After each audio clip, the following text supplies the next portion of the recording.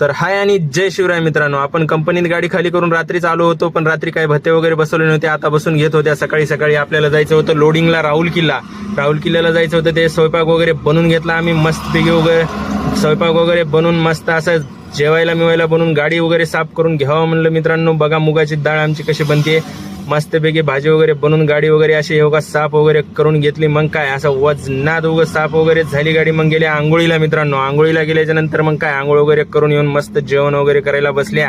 जेवण वगैरे करून मग काय असं निघावं म्हणलं की समोर बसली राजस्थानवाल्याची गाडी फसून, म्हणून थांबावं लागलं थोडा वेळ. मग आले राहुल किल्ल्याला. रोहन दादा गेलता चहा आणायला. चहा गडी म्हणलं, चहा बिस्किट पुढे वगैरे खाले आम्ही मित्रांनो. मग काय निघाल्या लगेच लोडिंगला. हा बघा राहुल किल्ल्याचा चौरस्ता. कोणाला जर माहित असेल तर नक्की कमेंट मध्ये सांगा.